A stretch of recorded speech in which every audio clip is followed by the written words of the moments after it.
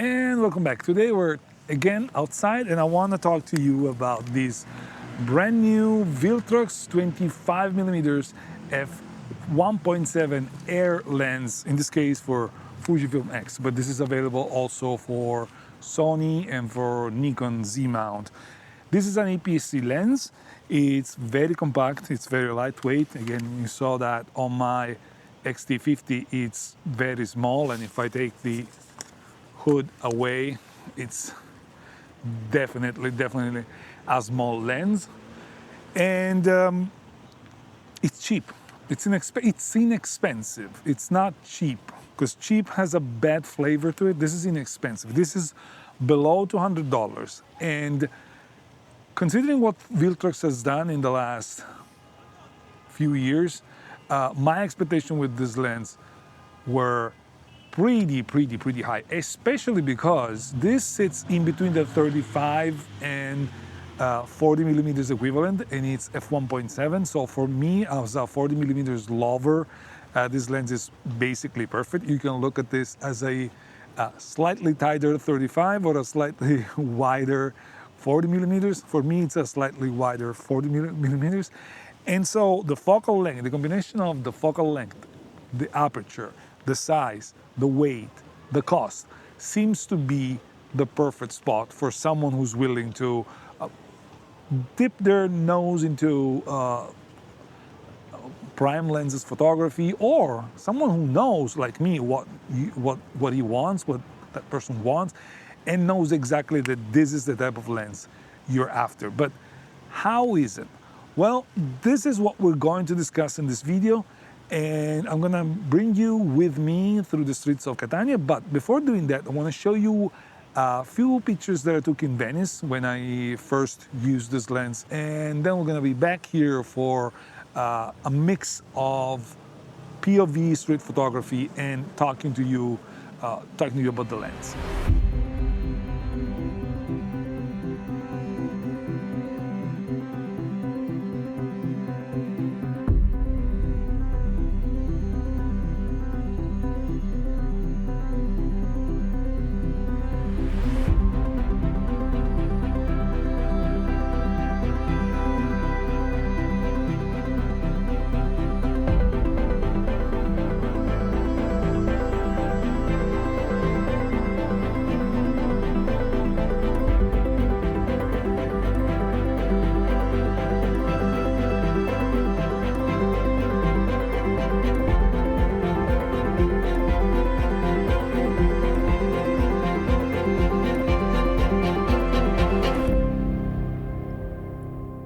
Now, I purchased this lens with my own money, so this video is not sponsored by Viltrox. However, this video has a sponsor, and the sponsor is kentfaith. Kentfaith sent me this sling bag to test out, and they wanted me to let you know what I think about it. And I think this sling bag, this is the 10-liter version, is pretty great for what it does. It's very well built. You can definitely tell it's gonna last long. It's very smooth at the touch. It's just perfectly sized.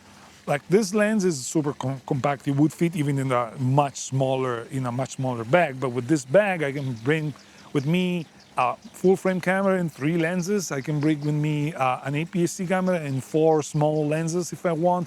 I can bring with me a lot of stuff. I can also attach down here the tripod that I use. In this case, the tripod is recording me, is holding the camera, is recording me so you don't see it. And so for me, it's a very well done product. It's very nice. It's smoothly rotates around you, even when it's really full with a lot of stuff, cameras, lenses, batteries, whatever. It's not gonna weigh on you. That's the thing that I like about this lens. So check it out. Look at the description below. You're gonna find a discount code and an affiliate link, and let me know what you think about it. Now, let's go shoot some straight.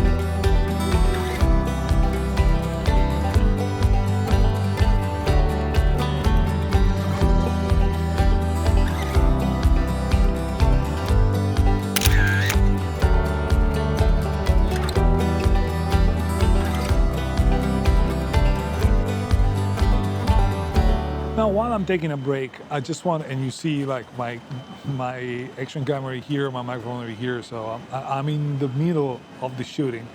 I just wanted to mention that while 40 millimeters, 38 equivalent like this, to me is the perfect focal length for street photography, this lens is not just a street photography lens. You can do much, much more than that. This can be a lens that you bring everywhere to shoot your relatives, your children's, your pets, whatever you want. You can shoot landscapes with it. Of course, you're not going to get the super wide angle vistas, but you can get a lot of stuff done.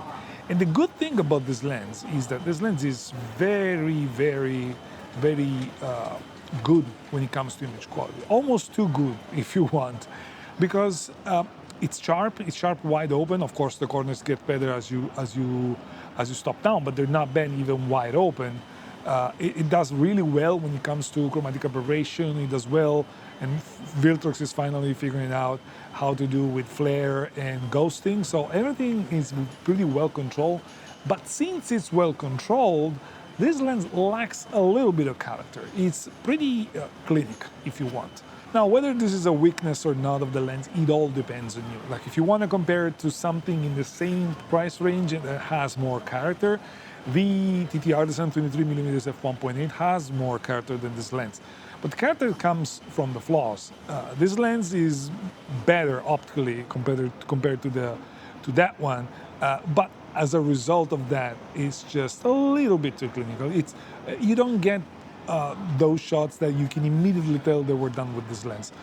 Again, whether this is good or not, it all depends on how you see the pictures, what you want to get from your camera and your lenses. To me, this is a good thing. Although I look for character, this is a good thing if you don't know. Having a very good lens that is pretty clinical lets you understand what you can get out of a very good lens, and then you can decide whether you're going after the look or you're going after the clinic and clinicaliness and the sheer performance of the lens. Even the bokeh is nice, but it's not gonna blow your mind. And it's okay. It's okay. It's a lens that doesn't blow your mind because it doesn't have that specific look, but it's really, really, really good.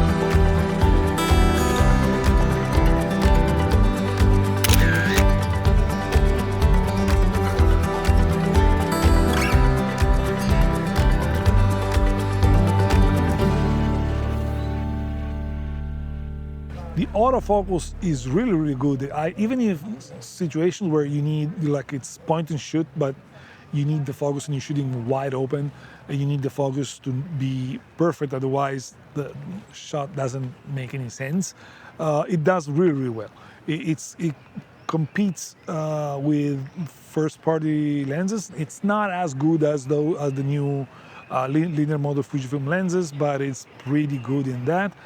And I barely missed. I only missed a few shots due to the autofocus, but that was mostly because I wasn't prepared for the shot.